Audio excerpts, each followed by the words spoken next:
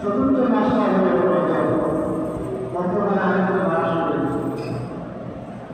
এই 4টা মাস আল্লাহর কাছে সম্মানিত। যেদিন থেকে আল্লাহ আসমান জগৎ সৃষ্টি করেছেন, সৃষ্টির সূত্র থেকে এই 4টা মাস সম্মানিত হিসাবে পরিগণিত হয়ে আসছে এবং আছে যা পর্যন্ত থাকবে।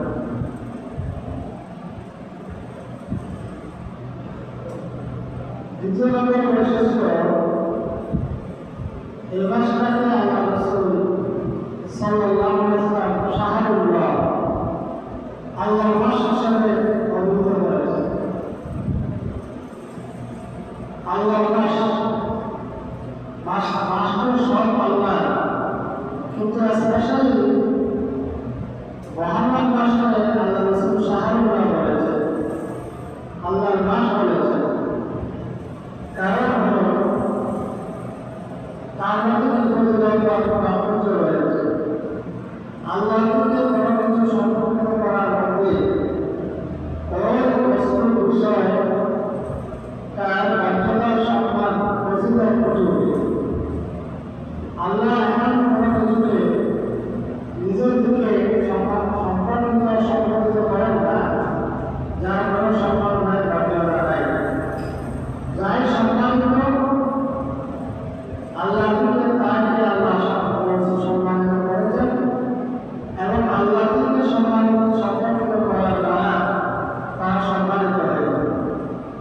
যেমন আল্লাহ যে মোহাম্মদ সাল্লাল্লাহু আলাইহি ওয়াসাল্লামকে হাবিবুল্লাহ, আল্লাহর বন্ধু, ইব্রাহিম আলাইহিস সালাম হাবিবুল্লাহ, এরপরে আব্দুল্লাহ, এদেরকে আল্লাহ মুহাম্মদ সাল্লাল্লাহু আলাইহি ওয়াসাল্লাম, ইব্রাহিম আলাইহিস সালাম, ইসহাক আলাইহিস সালাম, ইয়াকুব আলাইহিস সালাম, অন্যান্য জনদেরকে বলেছেন এরা আমার বাবা, সন্ত আল্লাহর বাবা। কিন্তু এদেরকে আল্লাহর বাবা বলার মাধ্যমে তাদের সম্মান মর্যাদা পৃথকভাবে স্পষ্টভাবে তারা প্রচুর।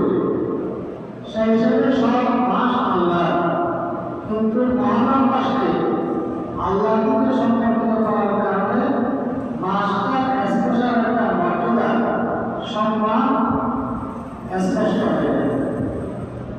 এই মাসটার দ্বিতীয় তাৎপর্য হচ্ছে মহারম মাসকে আল্লাহ নিজের মাস বলে অভিহিত করেছেন। রাসূল এটাকে শাহরুল্লাহ বলেছেন। এতে মাসটার মর্যাদা স্পেশাল একটা মর্যাদা সম্মান করবে।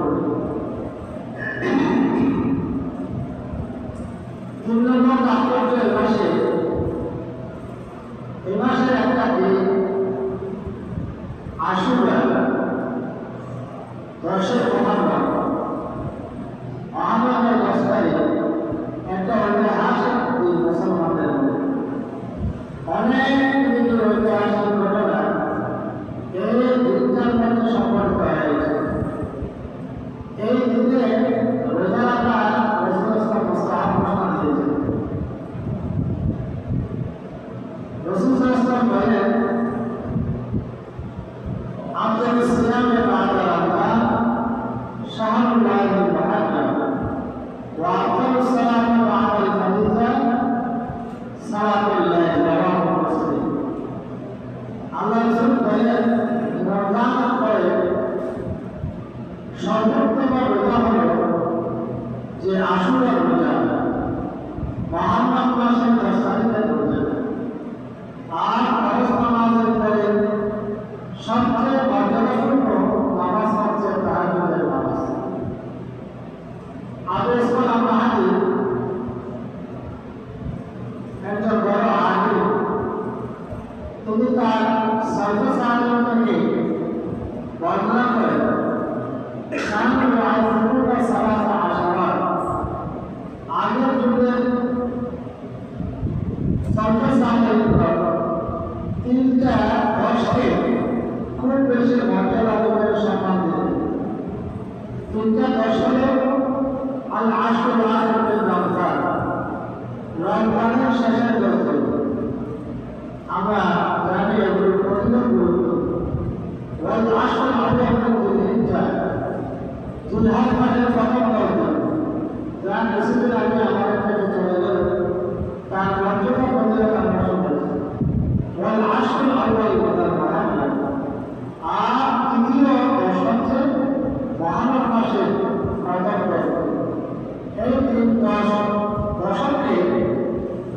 সালফাসালের আগে করবে আলেমগণ তারা এই 3টা দশকে তারা খুব বেশি গুরুত্ব দিবে। তার 3 নম্বর প্রতিদিন আমরা এই রমজান মাসের বেলা যে মহারম মাসে যে মাসে আশুরা 10 তারিখে ঐতিহাসিক একটা দিন, এদিনে রোজা রাখাটা মুস্তাহাব করা হয়েছে এবং এই দিনে অনেক ঐতিহাসিক ঘটনা ইসলামের ইতিহাসে সংঘটিত হয়েছে। তবে 10 তারিখের রোজা একটা না রেখে 2টা রাখাটা হচ্ছে উচিত, কারণ আমি পরে বলেছি। দ্বিতীয়ত, চতুর্থ মাসের যে তাৎপর্য হচ্ছে এই যে 10 তারিখ আশুরা 10 তারিখ অনেকগুলো ঐতিহাসিক ঘটনা ঘটেছে।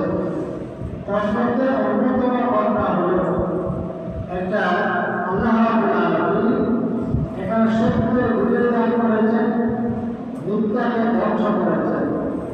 সত্য বান্দাকে আল্লাহ এখানে আনন্দিত করেছেন, মৃত্যুকে এবং আল্লাহ দুশ্মনদেরকে পরাজিত করেছেন। বিশেষ করে এই দিনে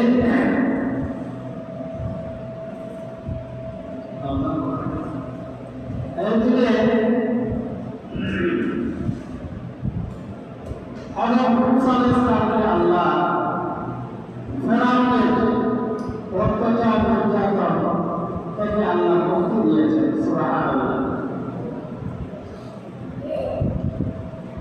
এই কারণে এটাকে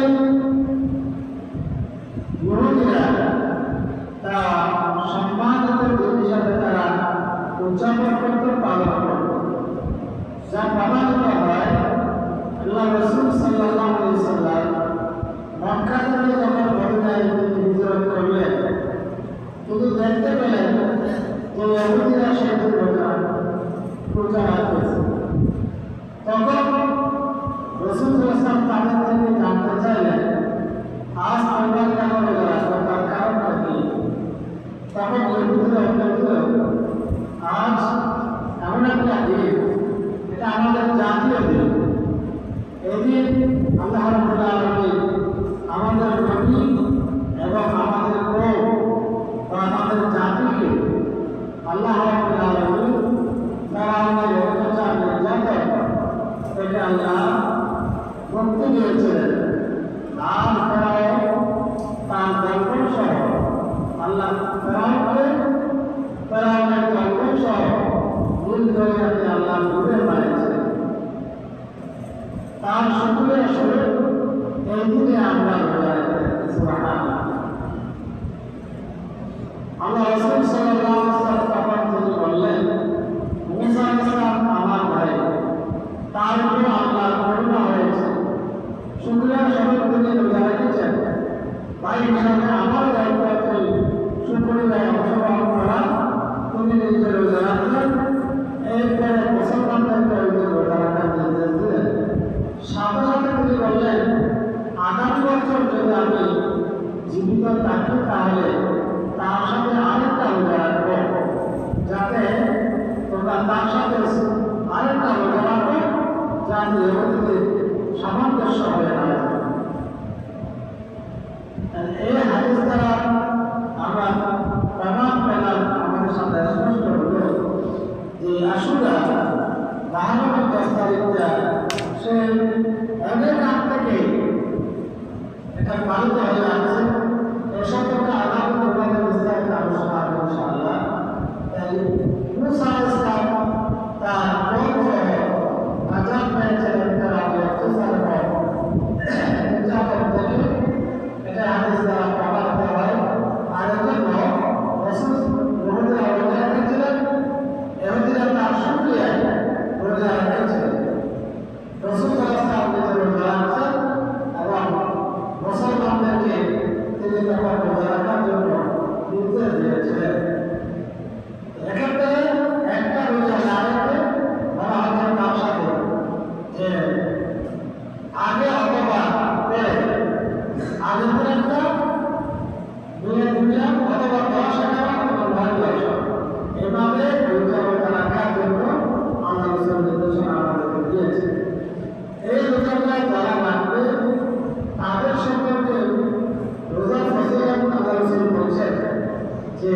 أحتسب على الله أن يكفر الصلاة التي قبلها وعاشوراء একটা রোজা রাখবে এই একটা রোজার দ্বারা আল্লাহ রাব্বুল আলামিন পূর্বের আগে এক বছরের সওয়াবগুলো আল্লাহ মাফ করে দেবেন আলহামদুলিল্লাহ।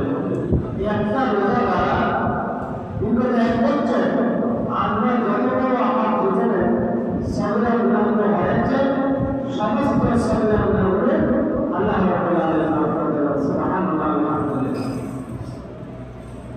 এবারে এই মাসে এই চারটা অপূর্ব বৈশিষ্ট্য আমরা মোটামুটি সংক্ষেপে পাই। এক নম্বর এটা হচ্ছে আল্লাহর কাছে সম্মানিত মাস পৃথিবীর সূর্য লক্ষ্য থেকে। দুই নম্বর হচ্ছে এই মাসটাকে আল্লাহ রাসূল মাসটাকে আল্লাহ সম্মানিত করেছেন। এর দ্বারা এই মাসটার সম্মান মর্যাদা স্পেশালি উঠে উঠবে।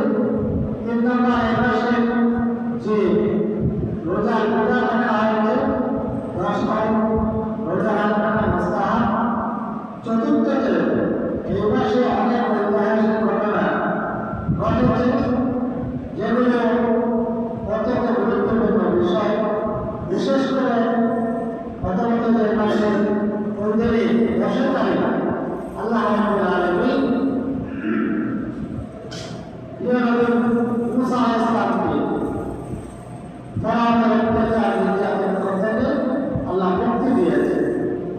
সেই হিসাবে একটা ইহুদিদের জন্য নয় শুধু আমাদের জন্য একটা ঐতিহাসিক দিন। জালিমের জুলুম থেকে অত্যাচার থেকে নিষ্কৃতি এবং মুক্তি পাওয়া। আর রাসূল এবং মুসা আলাইহিস সালাম শরীয়ত আমাদেরকে জানিয়ে দিলেন আমরা জানলাম যেগুলো নিয়ামত এবং খুশির বিষয়ে খুশিটা আমরা কীভাবে পালন করব সেটাও আমরা জানলাম। যে আমরা আল্লাহর আমাদের কর্তব্য করার মাধ্যমে আল্লাহর কাছে কাইমান রাখে মুখে এবং অন্তরের কাজে কৃতজ্ঞতা প্রকাশ করার মাধ্যমে সেই নিয়ামতের শুকরিয়া হবে আমরা আমাদের আনন্দ উল্লাসটা প্রকাশ করব। কিন্তু অনেক ক্ষেত্রে আমরা সেটা করি নিজাতীয় সভ্যতা সংস্কৃতির অনুকরণের মাধ্যমে। এই যে একটা তারপরে তারপর দেওয়া এরপরে এগুলো আমরা করা এই সমস্ত বিষয়গুলো ইসলাম স্বীকৃত নয়। কোরআন কারীমের সূরা কাসম আল্লাহ শিক্ষা দিচ্ছেন ইযা জাআ নাসরুল্লাহি ওয়াল ফাতহ ওয়া রাআইতান নাসা ইয়াদখুলুনা ফী দীনিল্লাহ ফাসাব্বিহ বিহামদি রাব্বিকা ওয়াস্তাগফির ইন্নাহু কানা তাওওয়াবা।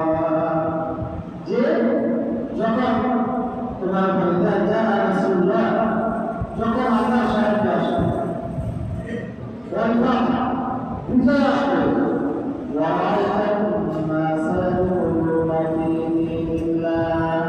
দেখবে লোকেরা আল্লাহ দিনের মধ্যে দলে দলে যোগদান করছে।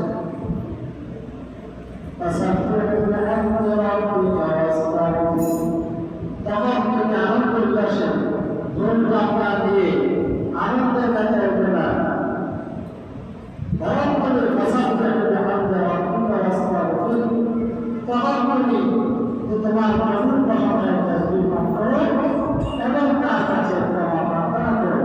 ইন্নাহু কানা তাওয়াবা। উচ্চরিত রব্বুল আলামিন কোরআনের আয়াতের মাধ্যমে সরাসরি আমাদেরকে নির্দেশনা দিলেন যে আনন্দ উল্লাস এবং বিজয় যখন আসবে তখন আমরা বিজয়কে বিরাজনের সভ্যতা সংস্কৃতি বন্দনা না করে তাসবিহ তাহলিল ইবাদত রোজা পালন করার মাধ্যমে নিয়ামতের শুকরিয়া এবং আনন্দ প্রকাশ করি। কিন্তু আমরা তার বিরুদ্ধে আমাদের বিরুদ্ধে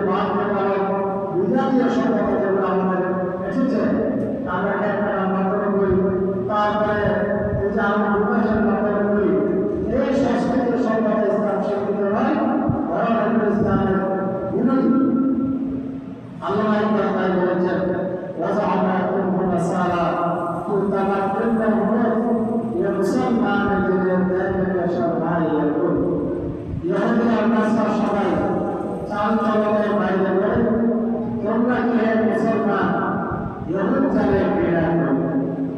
আমরা নামে মুসলমান কিন্তু কার্যত আমরা সব বিজাতীয় সভ্যতা সংস্কৃতি সব কিছু আমরা অনুসরণ করি।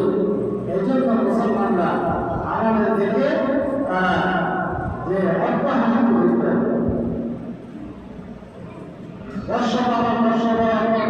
এগুলো ইসলাম স্বীকৃত নয়। এগুলো মাত্র আমাদেরকে বলা আল্লাহ বলছেন তোমার জীবন থেকে একটা বছর চলে গেল, তোমার যে একটা দিন চলে গেল, আরেকটা বছরে তুমি এসেছো, তাহলে তুমি তখন চিন্তা করো যে হায়াতটা তোমার চলে গিয়েছে, যে হায়াত তোমার জীবনে আর ফিরে আসবে না, তুমি এ হায়াত আর ফিরে পাবে না। এই হায়াতের মধ্যে তুমি কি কি কাজ করেছো, ভালো মতো তোমার জীবনে কি হয়েছে, জীবনের যে সময়টা পাচ্ছ এটাকে তুমি বলি করো। যা চলে গিয়েছে তার প্রতি বসিয়ে দেওয়ার জন্য তুমি এই সময়টাকে গুরুত্ব দাও। সেই প্রসিদ্ধ হাদিস সাল্লাল্লাহু বলেছেন ইখতানিম খামসান কাবলা খামস শাবাবান কাবলা হারাবিন। জীবনের পাঁচটা পর্যায়কে পাঁচটা পর্যায়ের আগে তুমি গুরুত্ব দাও। শাবাবান কাবলা হারাবিন, তোমার বিদ্যমান আগে তোমার যৌবনকালকে তুমি গুরুত্ব দাও। এরপরে তোমার তোমার দারিদ্রতা আসার তোমার চর্চা তুমি গুরুত্ব দাও। এরপরে আমার ইসলাম বলেন যে তোমার তুমি অসুস্থ হওয়ার আগে সুস্থতাকে তুমি গুরুত্ব দাও। মৃত্যুর আগে তোমার হায়াতটাকে তুমি গুরুত্ব দাও। জীবন আল্লাহ কোরআনের মধ্যে এসব করছেন সূরা ইয়াসিন এবং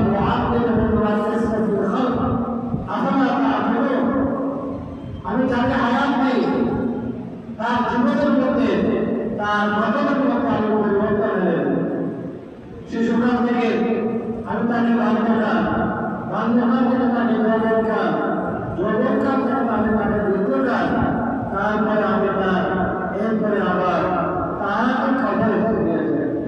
তার কবরের মধ্যে জীবনের মধ্যে যে পরিবর্তন এবং আপনার কেন তোমরা তোমার জীবনকে কাজে লাগাচ্ছ? সম্মানিত মুসলিমের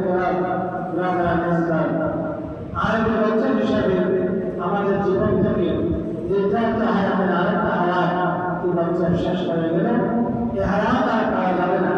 নতুন একটা বছরে আমরা পদার্পণ করেছি। এই হায়াতের উপরে আমরা মূল্যায়ন করে গড়ে করছি। যে কোনো সময় আমার জীবন শেষ হয়ে যেতে পারে, যে কোনো সময়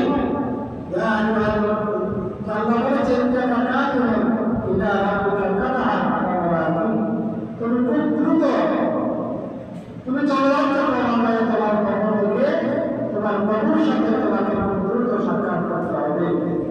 আমাদের জীবনের পরিবর্তন থেকে আমাদের শিক্ষা নিতে হবে। আল্লাহ নতুন বছরকে আল্লাহ বছর হিসাবে আল্লাহ আমাদের দান করেন।